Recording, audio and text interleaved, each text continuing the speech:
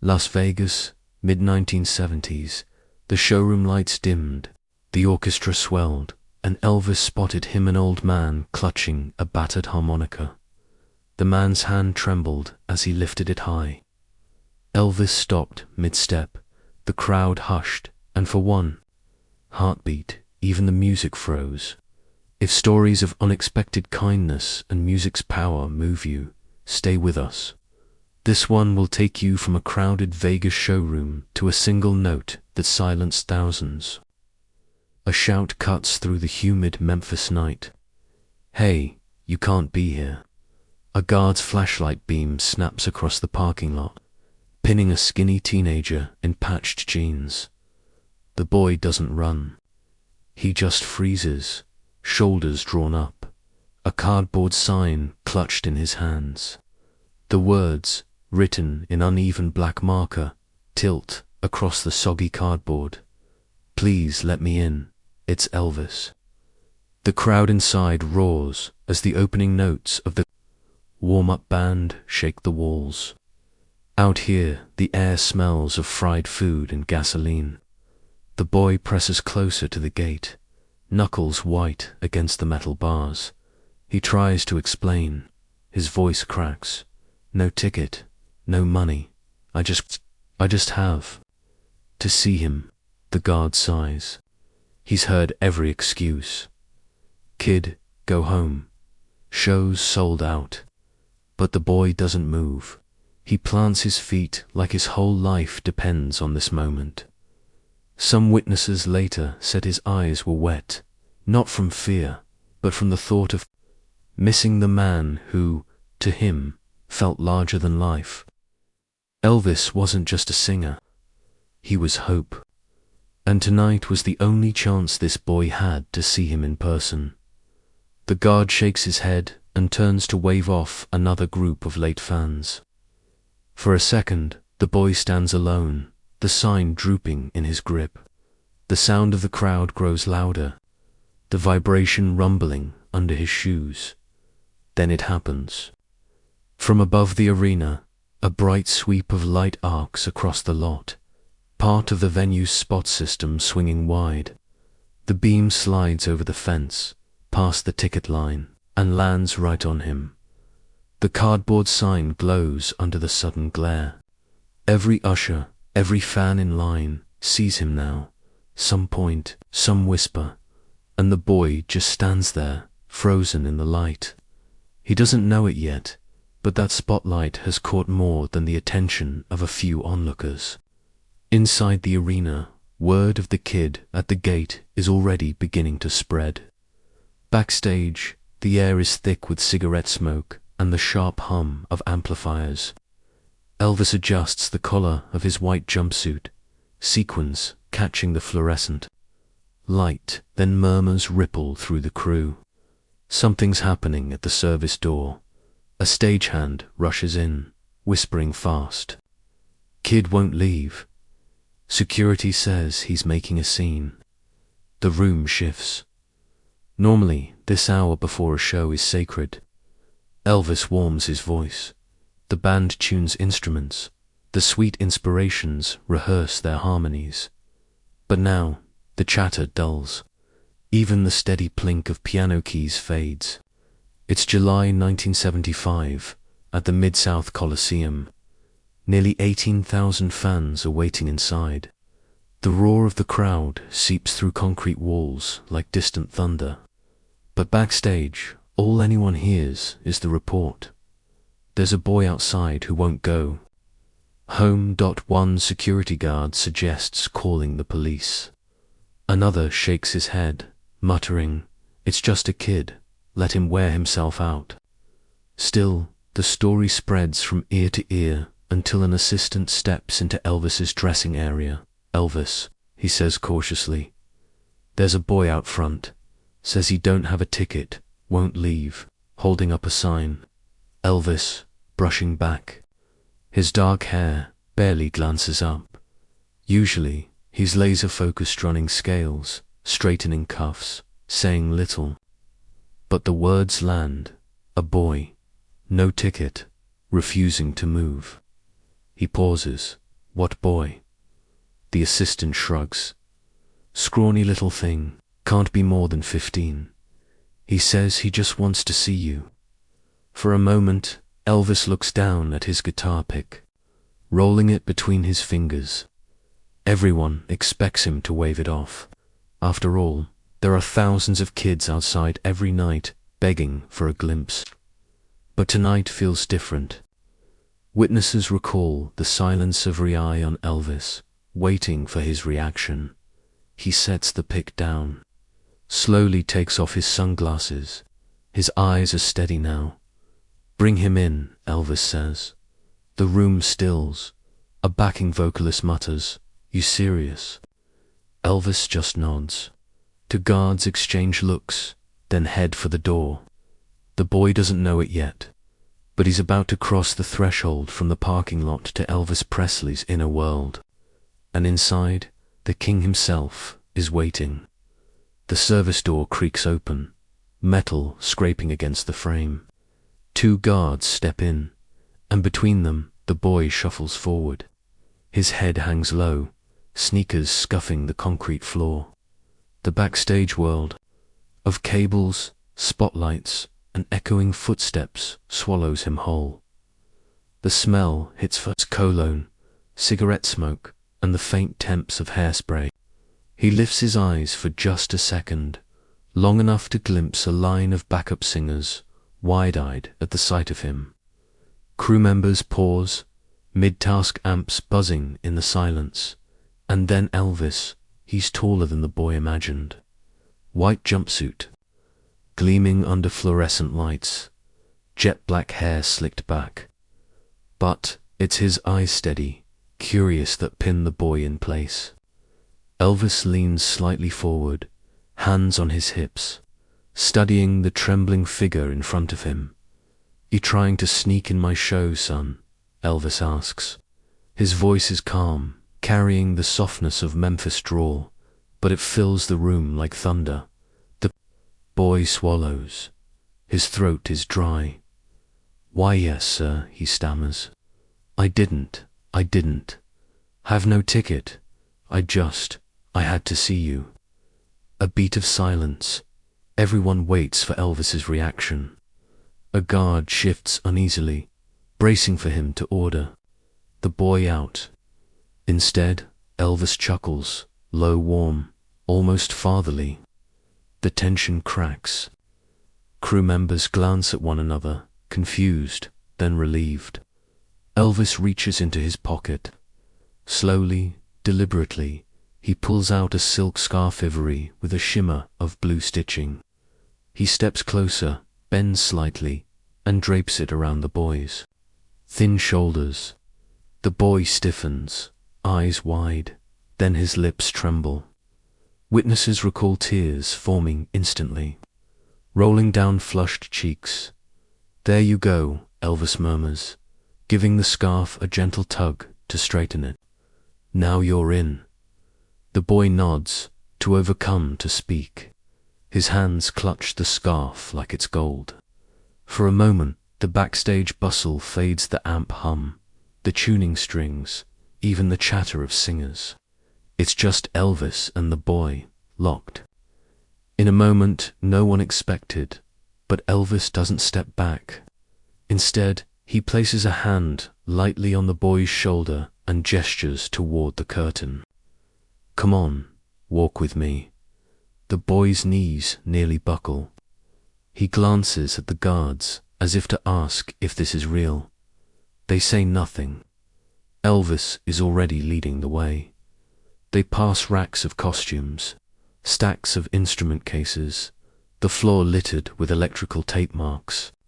The boy's sneakers squeak against the polished concrete. Each step feels heavier, louder. At the curtain's edge, the air shifts. The roar of the crowd bleeds through, pulsing like a heartbeat. Lights flash, voices chant, "Elvis, Elvis." The boy flinches at the sheer volume.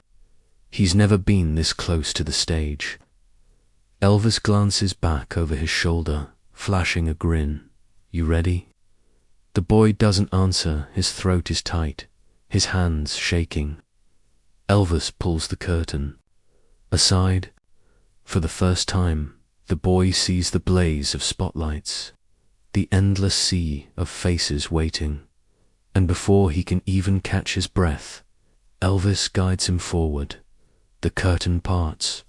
In an instant, the boy is blinded by light.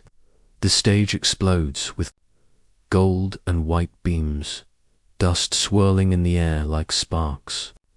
The roar of 18,000 fans surges over him, cheers so loud it rattles his chest. Gasps ripple through the front rows as they realize Elvis isn't walking out alone. Beside him is a nervous teenager in patched jeans, clutching a scarf like it's a lifeline. Ushers freeze mid-step. A cameraman swivels, capturing the strange sight. Elvis raises one hand, palm open, commanding silence. The crowd's cheers taper into a hush, broken only by scattered whispers. His voice booms through the mic. "This young man's my guest tonight." The arena erupts again, louder than before. The boy nearly collapses under the weight of applause. Elvis steadies him with a hand on his shoulder, guiding him forward until they reach the lip of the stage. A girl in the second row claps a hand over her mouth, tears spilling down her cheeks. An usher leans to another, whispering, "Never seen him do this before." The boy, wide-eyed, stares into the sea of faces, lights reflecting off sequins and homemade posters. Then Elvis kneels slightly, speaking into the boy's ear so only he can hear. Witnesses recall the boy nodding, then Elvis leading him carefully down the stage steps into the front row section. He pats the boy on the back, guiding him into a chair directly beside the barrier. The crowd erupts again, this time chanting the boy's name, though most don't even know it. The band strikes the opening notes of "Can't Help Falling in Love." Elvis takes center stage, but he doesn't forget his guest. As he sings, he points directly toward the boy during the chorus. Holding the note longer than usual, a spotlight shifts, catching both of them, Melva's glowing in white. The boy lit with the same brilliance. The boy presses the scarf to his face, tears streaking down his cheeks. For him, this isn't just music. It's a dream stitched into reality. Some fans recall that Elvis kept glancing at the boy throughout the performance, giving him nods, winks, and even a playful finger point. Each gesture sent fresh waves of cheers crashing through the arena. But the boy thinks this is where it ends, that he's been given the seat of a lifetime and a moment to remember. He doesn't know Elvis well enough to guess what's coming, because Elvis Presley wasn't finished. Near the end of the set, Elvis lowers his mic, eyes scanning the crowd. Then he gestures again toward the boy. The audience falls quiet, sensing something unusual. The boy stiffens as ushers motion for him to return to the stage. His heart pounds louder than the drums. The music fades, the curtain shifts, and the crowd leans forward. What Elvis is about to do next will shock every fan in the building and turn one teenager's daring gamble into living legend. The arena is thunderous 1 second, silent the next. Elvis raises his hand, stopping the band mid-song. The final guitar chord hangs in the air like smoke. Fans lean forward, sensing something rare. Elvis takes a breath, his voice echoing through the Coliseum. "Friends, tonight we got someone special with us." The spotlight swings, landing not on Elvis, but on the boy. Gasps ripple across the rows. The teenager freezes, gripping the scarf against his chest. Ushers wave him forward, and under the blinding lights, he climbs the steps with shaky knees. Witnesses recall the heat of the stage lamps, the metallic squeal of mic stands being adjusted, the hush of 18,000 people waiting. Elvis guides the boy to center stage, one steady hand at his back. The king leans close, his voice low but still, picked up faintly by the mic. "You ready to sing with me, son?" The boy's eyes widen. He shakes his head, then nods, caught between terror and awe. Elvis chuckles softly, easing the tension. He signals the band. The first notes rise. Elvis holds the mic, then lowers it toward the boy. The crowd gasps again. For one fragile moment, the boy's voice trembles out a single line, barely louder than the hush in the arena. But it's there. It's real. Elvis beams. He joins in, his baritone wrapping around the boy's faint voice. Together, they sing. One stanza, just a handful of words. But it's enough. The arena shakes with applause. Women cry openly, and even the ushers wipe at their eyes. When the stanza ends, Elvis pulls the mic back, his arm around the boy's shoulders. The boy can't stop trembling. Tears stream down his cheeks, caught in the spotlight's glare. And then Elvis removes a ring from his finger. Heavy, gold, encrusted with a single stone. The kind fans dream of catching when he tosses one into the crowd. But this isn't thrown, it's placed. Elvis presses it firmly into the boy's palm, closing his fingers over it. "You hold on to that," Elvis says, voice steady. "That's yours now." The boy stares at his hand, lips trembling, unable to speak. The crowd erupts, the sound rolling like thunder across the Colosseum. It feels like the climax. A boy sneaks in, and now he stands on stage, singing with his hero, clutching a ring worth more than anything he's ever owned. Surely this is the end of the story. But it isn't, because Elvis Presley never did kindness halfway. And what happened after this night, the gesture beyond the lights, beyond the music, would turn this moment from unforgettable to legendary. 3 days later, a package would arrive at the boy's family home. Inside was something no one could have expected. 3 days later, a knock echoed through a quiet Memphis neighborhood. The boy's mother opened the door to find a courier holding a brown package. No return addressed, just the family's name scrawled in black ink. The boy tore it open on the kitchen table. Inside lay a silk scarf, carefully folded, still carrying a faint trace of cologne. Alongside it, are framed photographs, napped by a fan that night. Elvis on stage, his hand resting on the boy's shoulder, and tucked inside the frame, a note in Elvis's unmistakable script. "You'll always have a seat in the front row, Elvis." Neighbors later said the boy carried that frame everywhere for weeks, showing it to anyone who would listen. The ring never left his hand. He wore it loose, twisting it nervously when telling the story of how Elvis stopped a concert note for a celebrity. Not for a politician, but for him. According to locals, he kept that ring for the rest of his life. Decades later, long after Elvis had passed, the boy, now a man, was still retelling the night when the king of rock and roll paused everything for one stubborn teenager at the gate. His children and grandchildren grew up hearing it, not as a fan's story, but as family history. And so the legend spread that Elvis didn't just give a scarf, or a song, or even a ring. He gave something harder to measure, a moment that told. "One boy, you matter, you belong here." Would you believe one act of kindness could ripple for decades? From a hot Memphis night in 1975, that ripple still moves hearts today. Elvis saw beyond fame. He saw people, and in doing so, he left behind not just music, but moments of pure humanity. If this story moved you, share it with someone who believes. Kindness can stop a room. And tell us in the comments what moment of unexpected kindness changed your life.